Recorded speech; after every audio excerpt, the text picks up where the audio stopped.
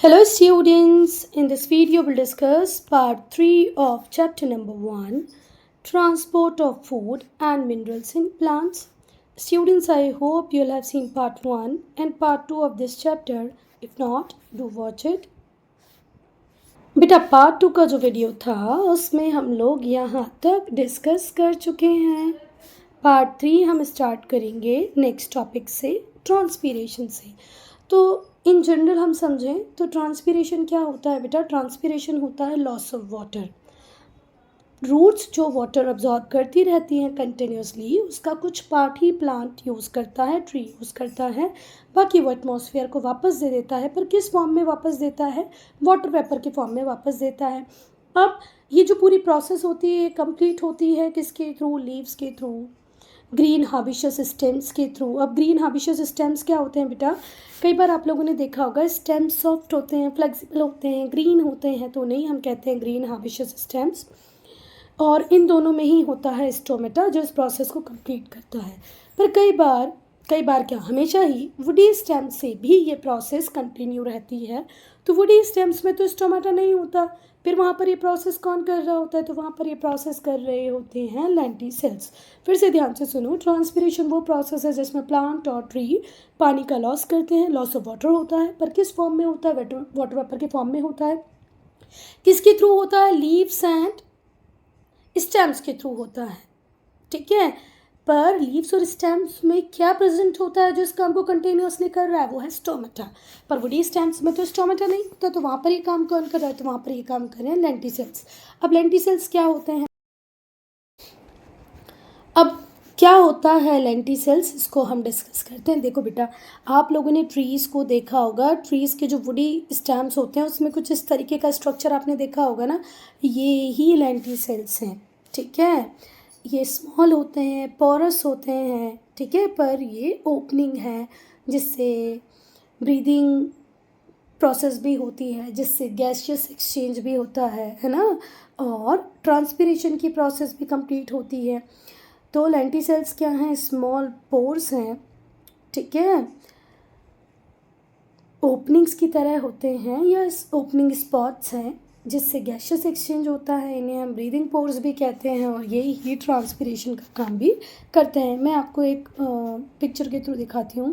तो ऐसा कोई बच्चा नहीं होगा हमारी क्लास में जिसने इन्हें नहीं देखा होगा। ये ट्री का ये वुडी स्ट्रीम है, वुडी स्टेम्स में ये देखो, ये जो ओपनिंग्स दिख रही हैं आपको, ये जो पोर्स दिख रहे हैं, इन्हें ही हम लेंटिसेल्स कहते हैं। देखा है वो गुड है, अच्छी बात है, देख लिया है। पर बेटा जिसने नहीं देखा है उसको एक बार जाके अपने आसपास ट्रीज को देखना है। पर स्टार्टिंग से जो बुक में लिखा है वो पढ़ लेते हैं। ट्रांसपीरेशन क्या है? ट्रांसपीरेशन लॉस ऑफ वाटर है, जो किस फॉर्म में होता है? वाटर वेपर के फॉर्म में होता है। किसके थ्रू होता है? लीव्स के थ्रू होता है, ग्रीन हर्बिशियस स्टेम्स के थ्रू होता है।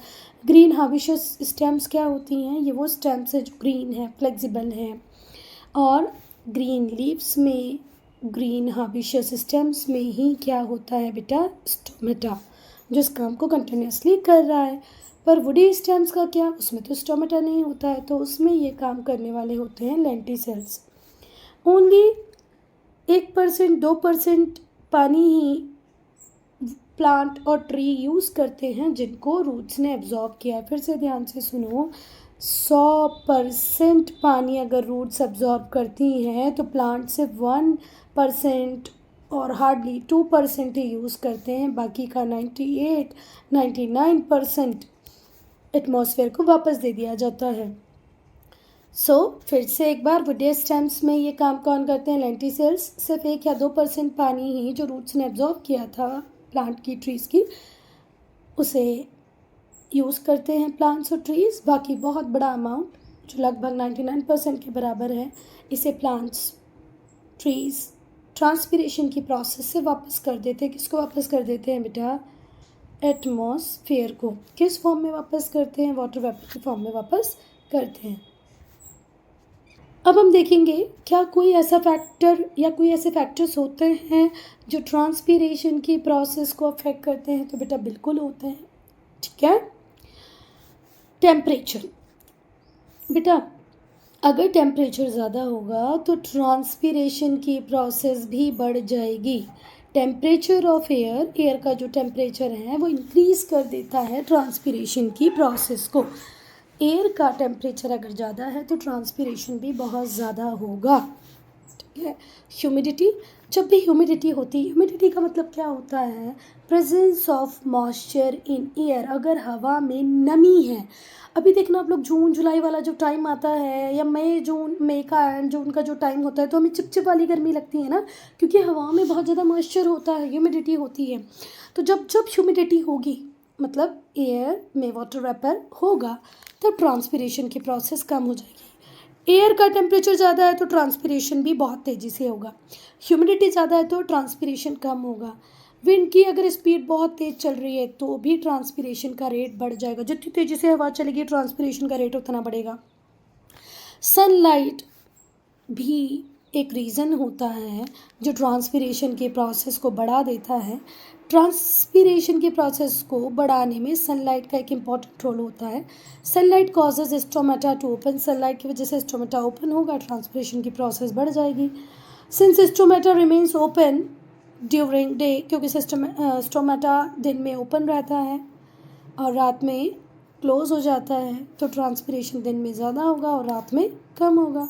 दिन में स्टोमेटा ओपन होता है तो ट्रांसपीरेशन भी ज़्यादा होता है, रात में स्टोमेटा क्लोज होता है तो ट्रांसपीरेशन भी कम होता है। फिर अब हम पढ़ेंगे कि भाई ये जो प्रोसेस हो रही है ट्रांसपीरेशन की, जिससे वाटर वेपर के फॉर्म में वाटर का लॉस हो रहा है, क्या ये इम्पॉर्टेंट है? तो हाँ बेटा इम्पॉर्टेंट है, इसकी इम्पोर्टेंस को पढ़ेंगे। बेटा ये जो ट्रांसपीरेशन की प्रोसेस हो रही है, इसी से तो अपवर्ड मूवमेंट हो रही है वाटर के मिनरल्स की, from roots to leave.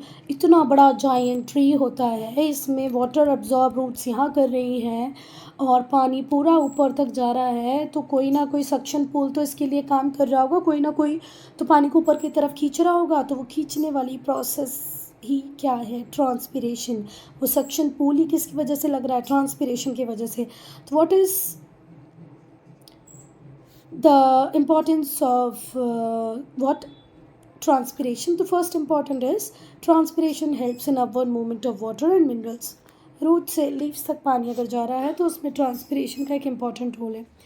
Transpiration builds a suction force, transpiration suction force को बिल्ड करता है, ट्रांसपीरेशन पूल को क्रिएट करता है।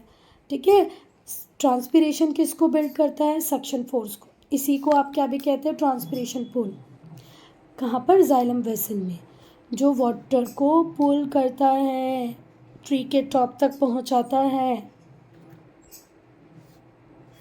बेटा ध्यान से सुनो, जैसे हम लोग स्ट्रॉ से कोई भी जूस, अभी जैसे आप लोग कोल्ड ड्रिंक वगैरह में भी ले लेते हो, तो जब हम उसको सक करते हैं तभी तो फोर्स से वो पानी या कोल्ड ड्रिंक ऊपर की तरफ आती है ना।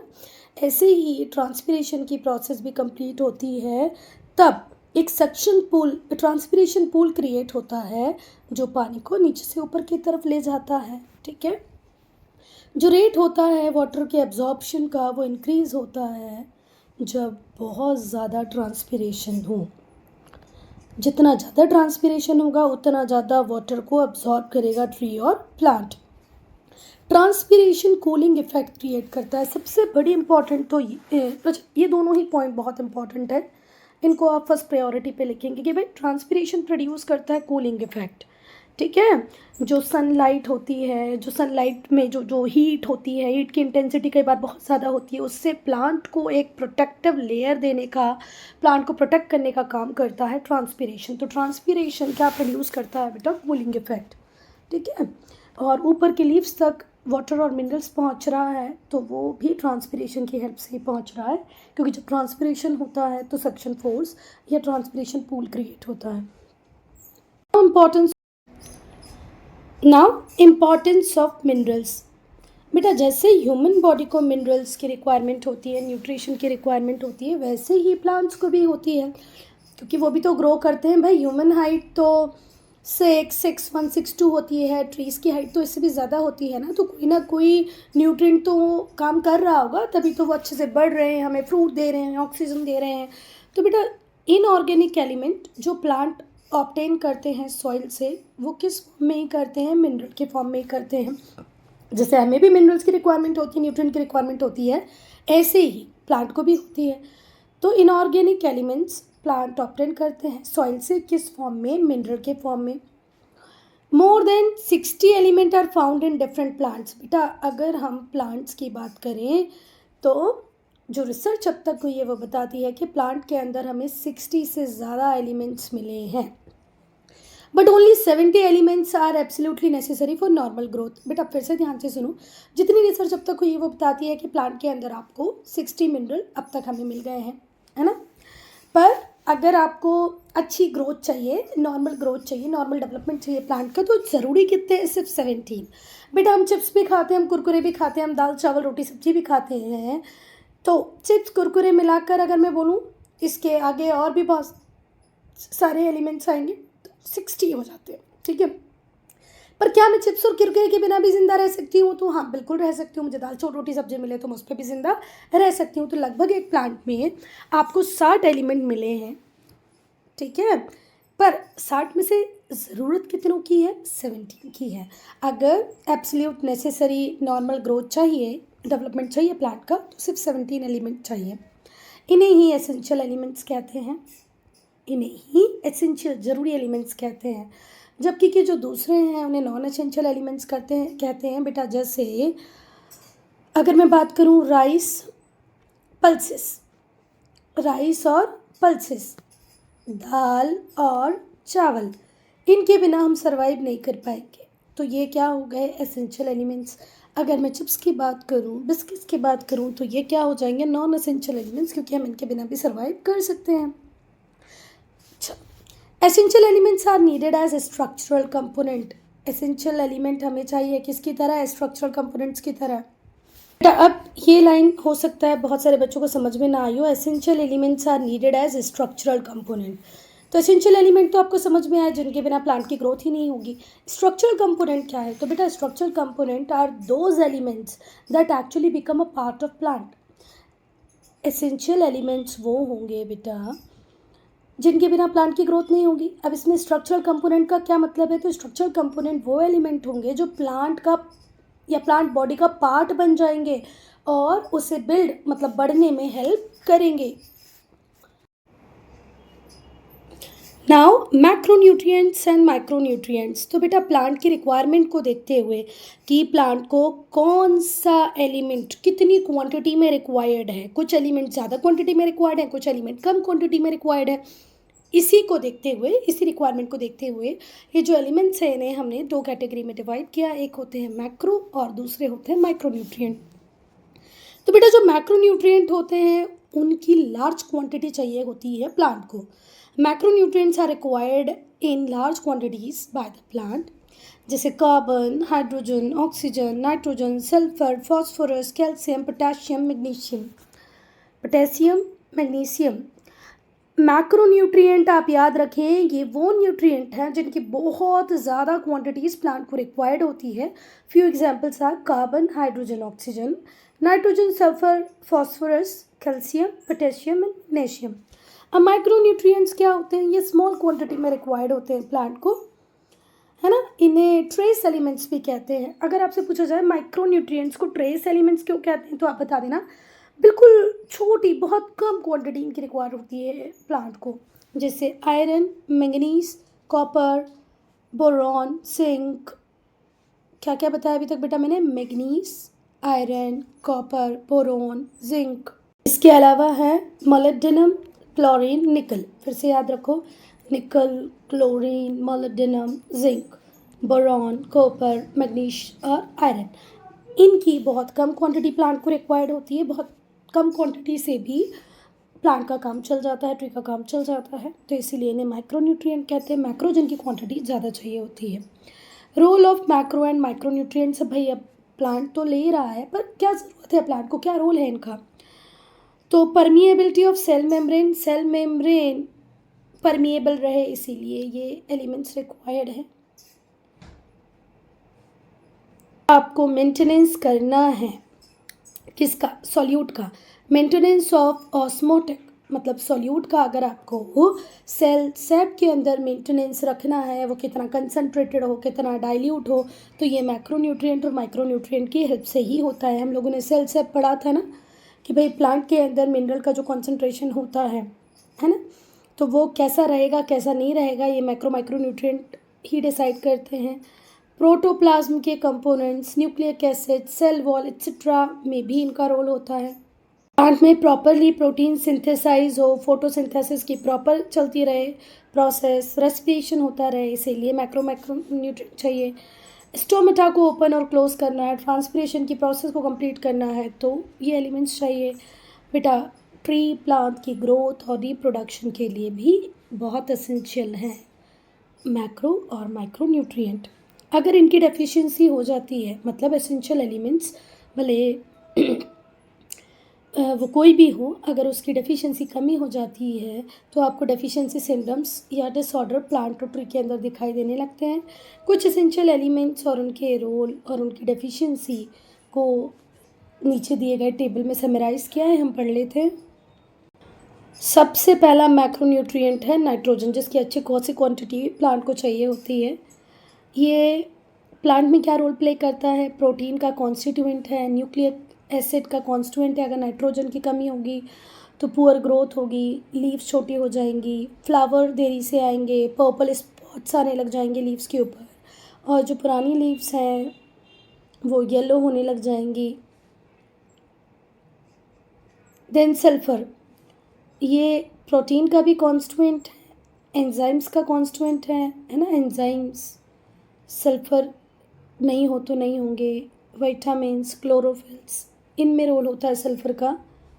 और अगर सल्फ़र प्रॉपर क्वांटिटी में नहीं होगी तो बेटा सल्फ़र की कमी प्लांट को बुरी तरीके से डैमेज कर सकती है, क्योंकि इससे प्लांट को क्लोरोसिस हो जाएगा। क्लोरोसिस का मतलब क्या है? जो पत्तियां हैं वो पीली पड़ने लग जाएंगी, और ये जो पत्तियां हैं ये पेल हो रही हैं या येलो हो रही हैं, किसकी वजह से? क्योंकि इनमें क्लोरोफिल नहीं है, क्लोरोफिल की कमी हो गई है। दूसरा, curling and yellowing leaves, leave curl करने लग जाएंगी, लीव्स येलो हो जाएंगी, मतलब क्लोरोफिल की कमी हो जाएगी, पत्तियाँ पीली पड़ने लग जाएंगी।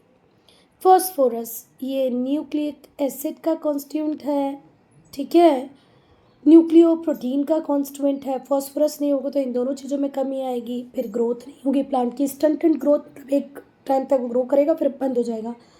लीव फॉल होने लगेगा, लीव मेच्योर नहीं हो पाएंगी, उसके पहले ही टूट जाएंगी।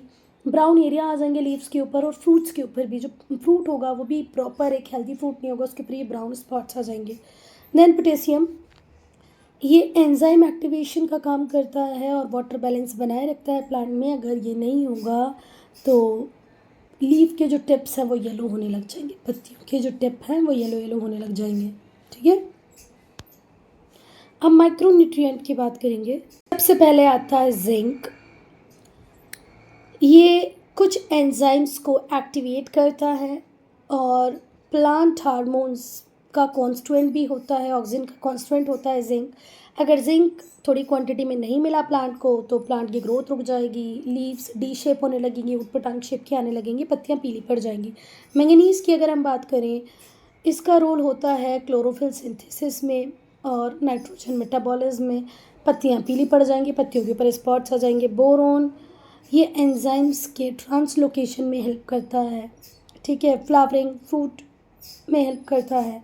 अगर ये नहीं होगा तो स्टेम्स मरने लग जाएंगी, है ना, लीव्स कर्ल्ड होने लग जाएंगी, थिक होने लग जाएंगी। कॉपर, ये भी कुछ एंजाइम्स को एक्टिवेट करता है और इससे जो लीव्स होंगी वो कैसी होने लग जाएंगी बेटा?